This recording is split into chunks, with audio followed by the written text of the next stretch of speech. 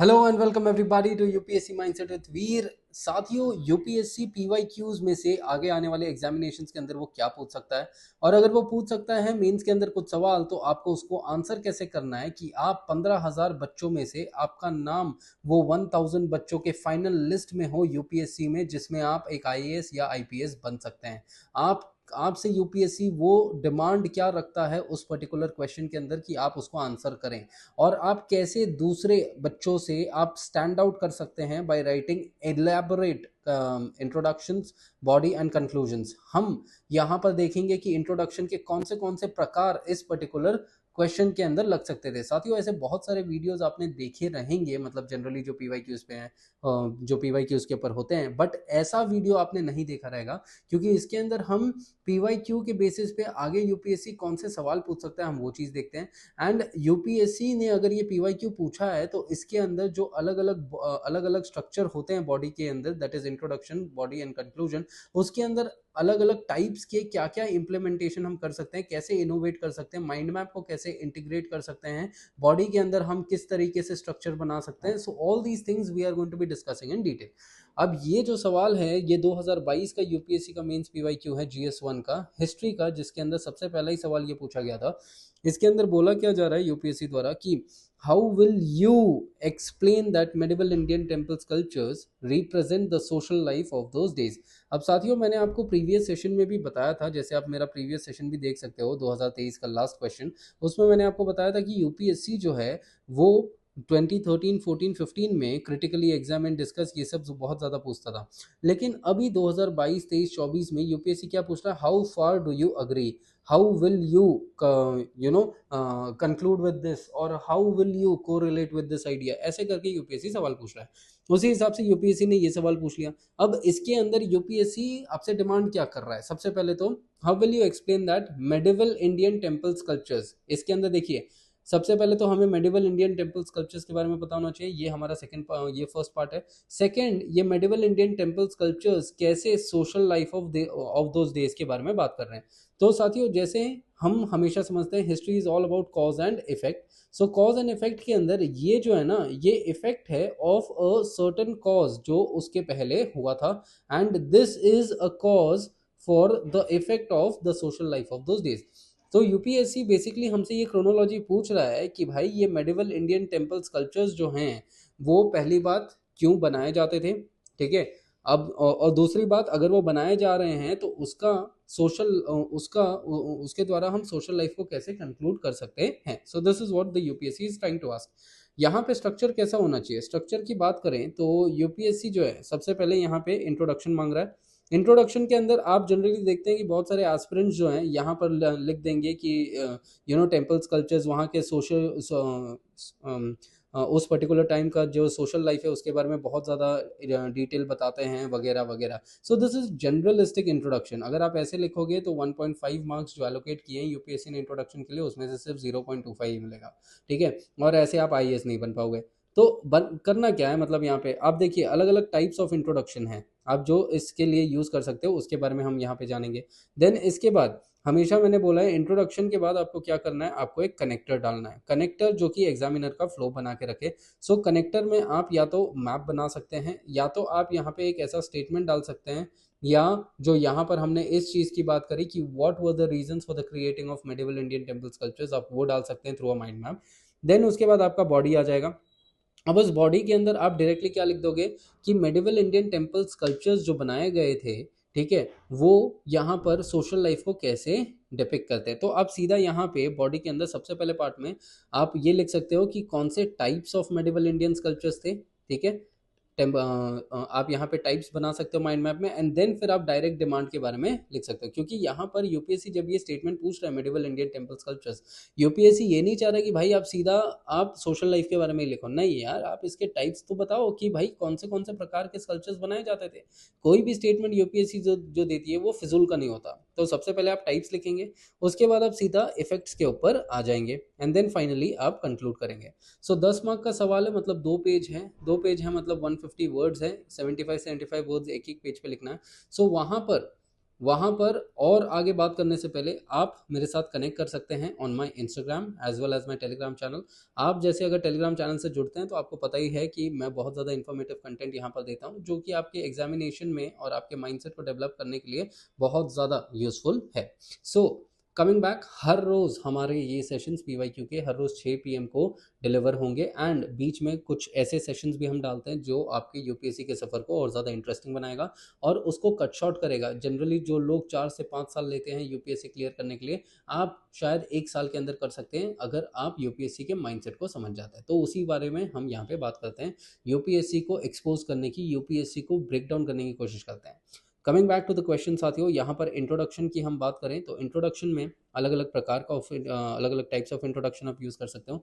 सबसे पहला जो हो जाएगा साथियों यहाँ पर आएगा, that is the definition based introduction.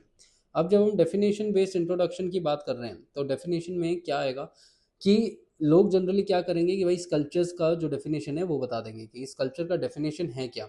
तो it is a 3 dimensional object और figures that are created through vivid imagination and artistic sensibilities. और यहाँ पर आप स्कल्पचर के अंदर आप एग्जाम्पल वगैरह लिख सकते हो, जैसे कि बुद्धिस्ट स्कल्पचर्स हो गए या नटराज स्कल्पचर हो गए, ऐसे करके आप एग्जाम्पल लिख सकते हो जनरली। अब सबसे पहले तो ये चीज़ हो गया।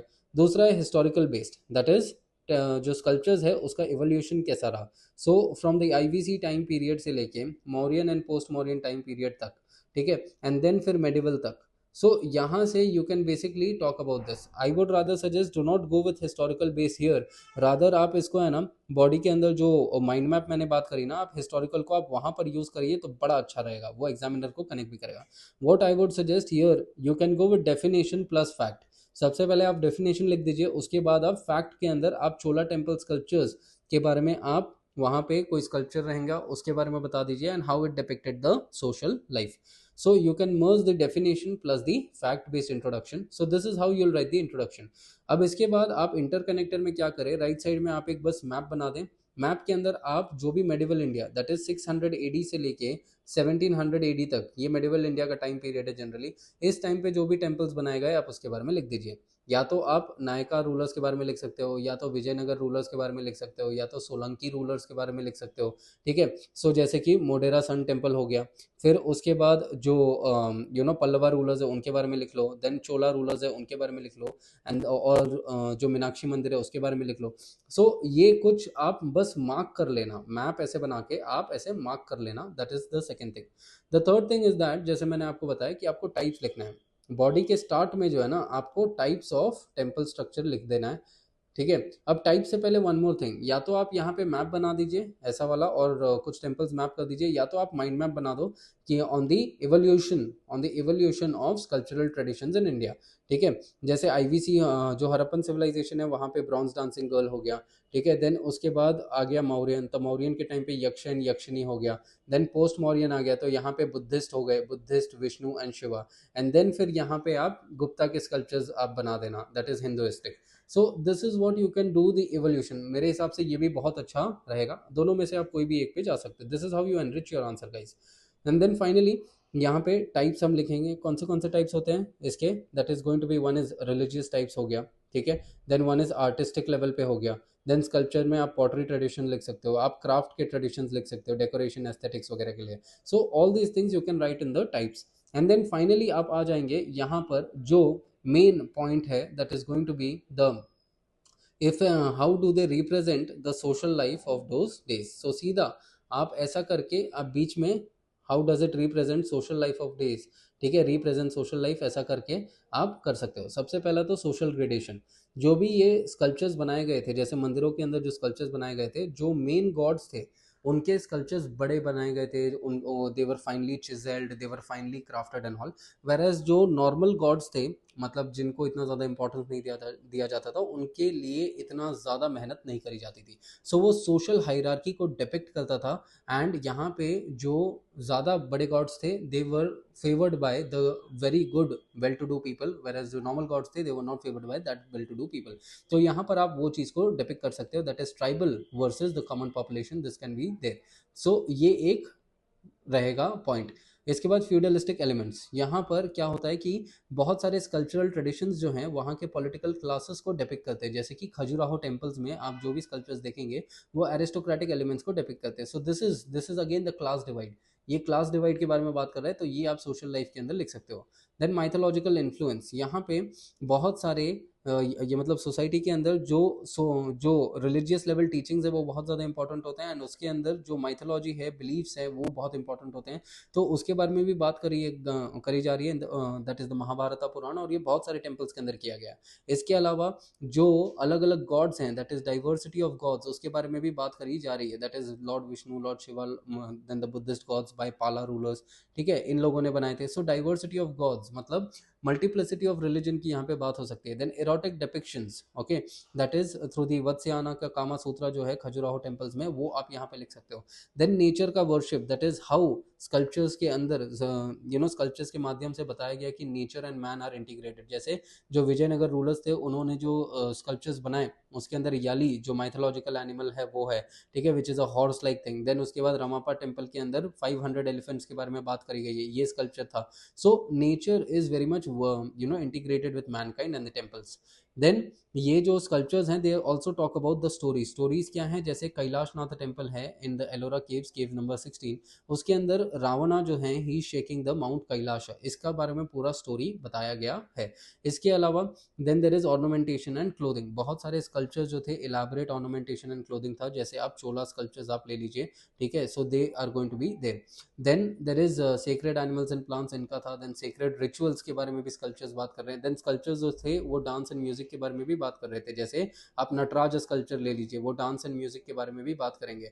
एंड बहुत सारे स्कल्पचर्स किंग्स के भी बनाए गए थे टेम्पल्स के अंदर। अब क्योंकि ये टेम्पल स्कल्पचर्स की बात कर रहे हैं ना, तो चोला किंग्स, विजयनगर किंग्स, ये लोग ने क्या किए थे, टेम्पल्स के अंदर ही इन रूलर्स के स्कल्पचर्स बनाए गए थे, जो कि यहाँ पे दर्शाया जा रहा है कि that the kings were equated with gods, okay, जिसके अंदर एक किंग थे राजा राजा चोला वन, इनको वेलाकलुंडा पेरुमल कहा गया था, that is he was generally equated with lord Vishnu. सो ये एग्जांपल्स आप यहाँ पर लिख सकते हो। So this is how your answer should be in elaborated content. And then finally साथियों, हमेशा की तरह this is your conclusion, and conclusion आपको लिखना है, जैसा मैं हमेशा बताता हूँ, आप मेरे इनिशियल लेक्चर्स देख सकते हैं कि कंक्लूजन कैसे लिखना है। Will also come up with a new set of session, that is how to write intros, how to write bodies and how to write conclusions PYQs के अलावा, ठीक है। तो साथियों इस सेशन के लिए बस इतना ही रखेंगे, and I hope you like it. And ऐसे ही और ज़्यादा यूपीएससी के माइंडसेट को और आंसर को कैसे लिखना है इसको सीखने के लिए आप हमारे साथ जुड़े रहें। And I thank every one of you for watching me, for watching UPSC mindset with Veer. Guys take care, keep learning, stay consistent, and this is how you are going to crack the UPSC with ease, ठीक है। So once again, thank you everybody, take care and all the best.